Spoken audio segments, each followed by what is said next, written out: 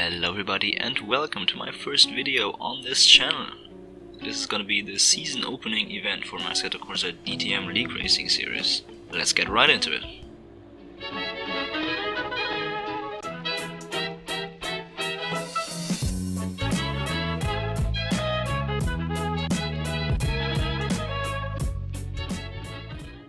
So, since this is my first video, I'll start off with a short introduction.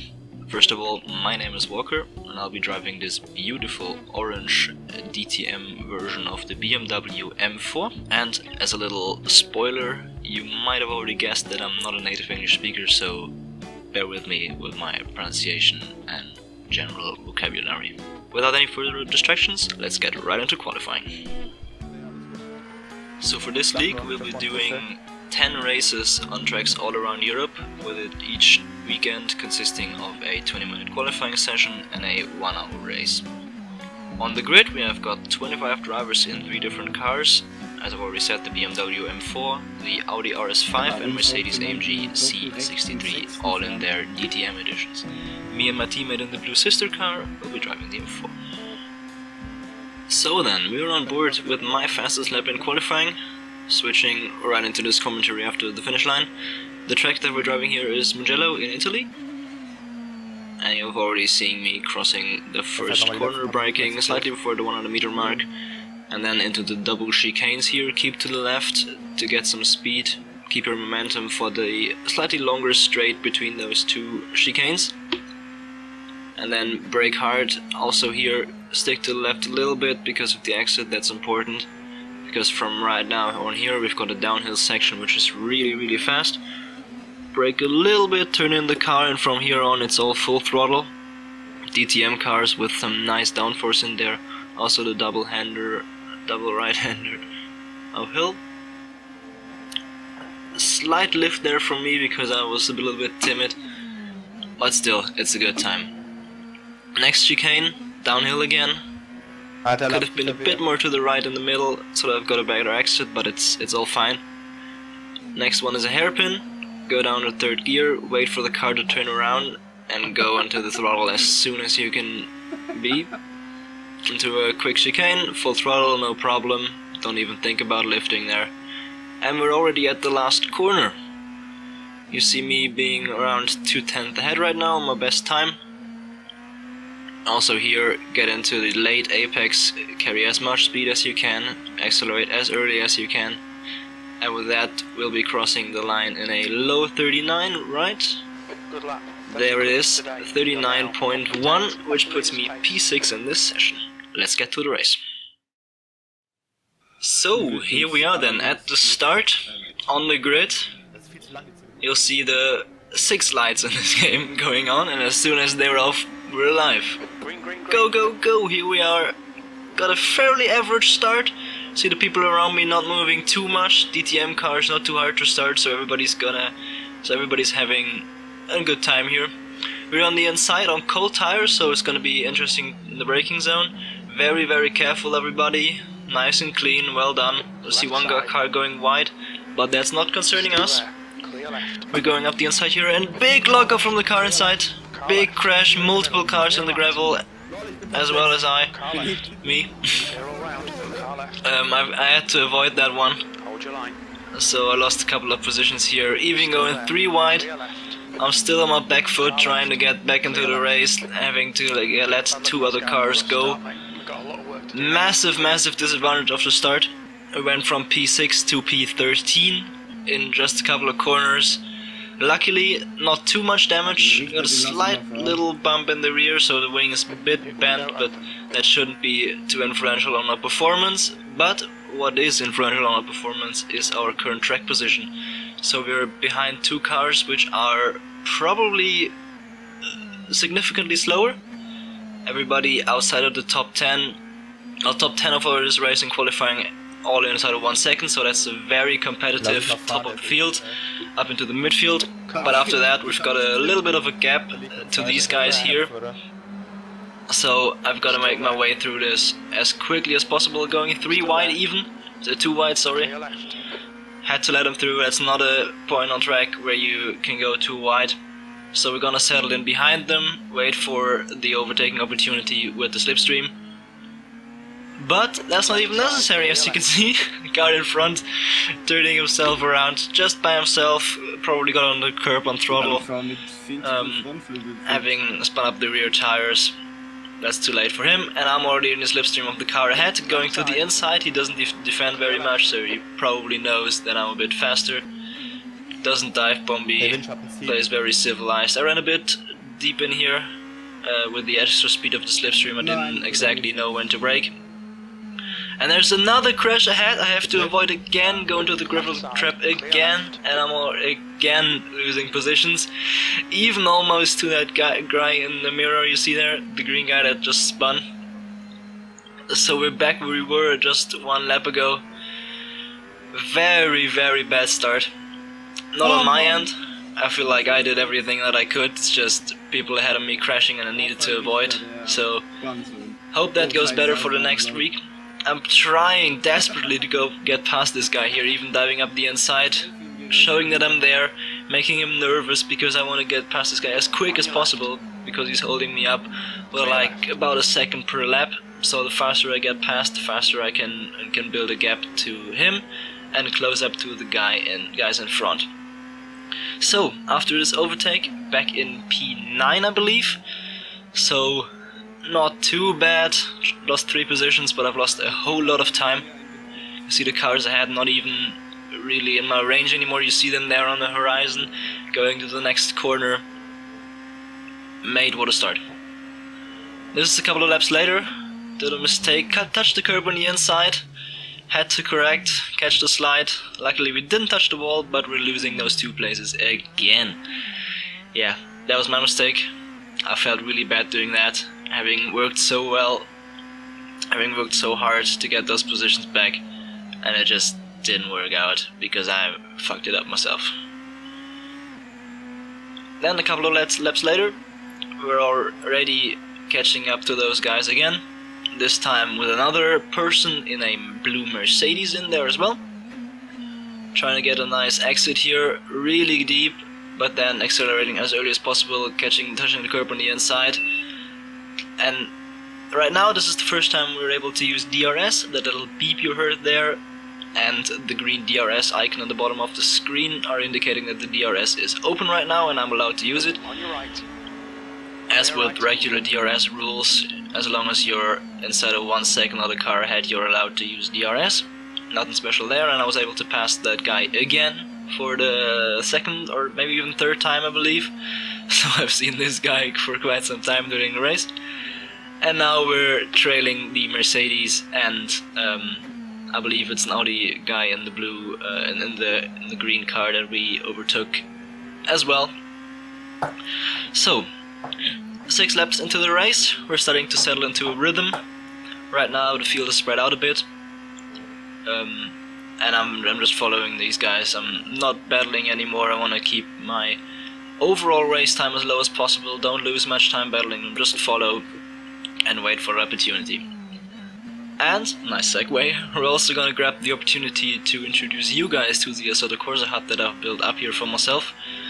This is a modular system, so just like in iRacing you've got different apps, or in iRacing they're called black boxes, here it's apps, that you can move around and scale. In the bottom there, the little bar, grey bar, with all the general information that I need.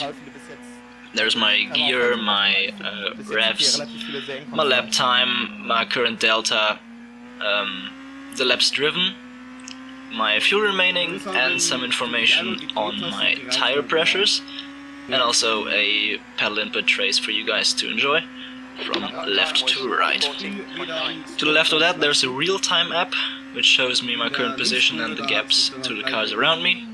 To the left of that there's the tires app, which shows me tire status, temperature and wear per tire. I mean, you probably know all this stuff. You're used to iRacing hut, so it's all good. To the right of the screen, the little number you can see there in the bottom right, that's a fuel app, so it helps me calculate fuel, how much I use per lap, how much laps I'll be able to do on this current tank. And to the right of that there's a chat and a track map, not really important. Another thing that I want to mention is in the center, which you might have seen at the start, there's a little car radar app called Corsa, which allows you to see cars around you just like a real life radar. And then I've got Crew Chief running, which you probably also know. It's also available for iRacing. So, that's a short introduction of my HUD. And as you've seen in the background, I've been able to catch up to the guys ahead. The Mercedes was able to overtake the green Audi, and I'm right behind it now. Okay. Same situation as a couple of laps before, but now we're in lap 7, as you can see there in the Sidekick app, which is the grey bar in the bottom. This time he's not gonna make a mistake, is he? Yes, he is! Left side, left. Turning himself around. Well done. For the second time. Skipped another lap here, just a little bit later in that lap, putting pressure onto the car ahead, and you can see him running wide. We're in the middle part of the field, so mistakes are gonna happen here. And now, finally, 8 laps in, I was back into a position where I could have some clean air and catch up to the guys ahead, which I did.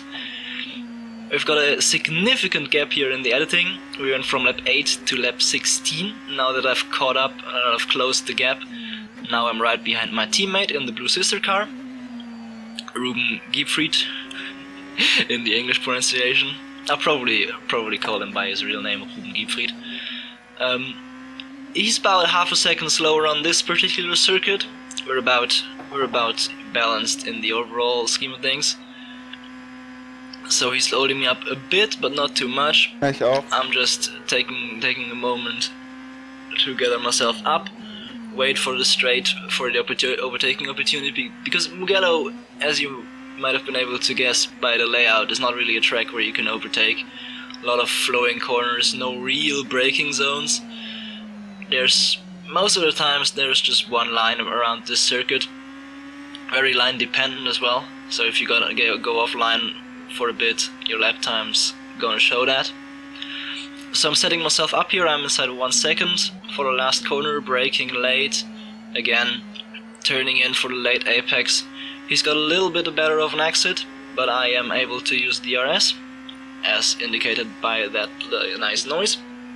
And even though I'm about half a second behind him right now, with DRS and slipstream I'll be able to pull myself alongside.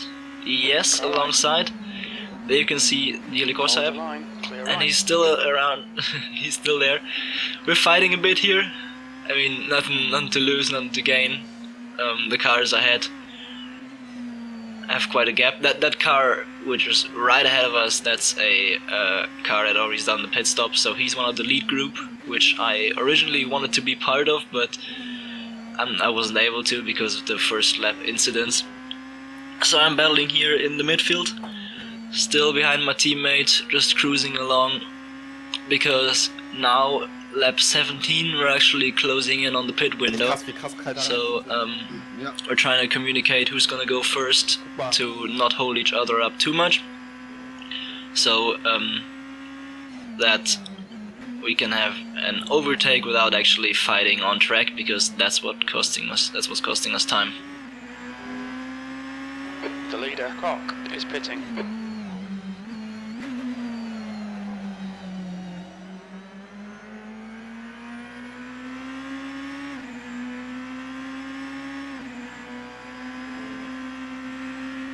Also, let me know please if you want to see this kind of video again. I'm leaving all the fights in here. The video is probably gonna be around 20 minutes, so longer than your average racing summary, but I thought I'll leave some cool scenes in here. Just some on-track action without commentary. Just a pit entry. Very, very scary on this one. In Assetto Corsa, you get slowed down automatically by the pit lane, and in this particular league it's allowed to just go full throttle into the pits. So I did that. But then the DTM cars without ABS start to slide, because Assetto Corsa itself just slams on the brake, doesn't care for locking tires, so you go straight on. But all in all, Exit's clear. a decent pit stop. I had to have some repairs because of that first lap scramble. A little bit of rear wing damage, which I was able to repair now. And on the out lap, cold tires, underestimated that a bit. No tire blankets in DTM as well as during the start and the pit stop. So every start and every first corner you're doing is on cold tires. Very fun experience. One lap later, my teammate went in, and you can already not see him ahead on the road, which is due to my repairs. So he, without any repairs, was able to get his pit stop down faster, and with me having cold tires during the out lap, he was also able to build a gap. So that's 2 seconds for the tires and 2 seconds for repair. He's now about 3.5 seconds ahead. But now he's having the disadvantage of cold tires, so I'll be able to catch up in no time. At the end of this lap, we're starting to get into overtaking lapped traffic, I believe. Yeah, that's a lapped car. Lapped car in blue in the real-time app. So here you see he's position 19, I believe. And 1 lap down.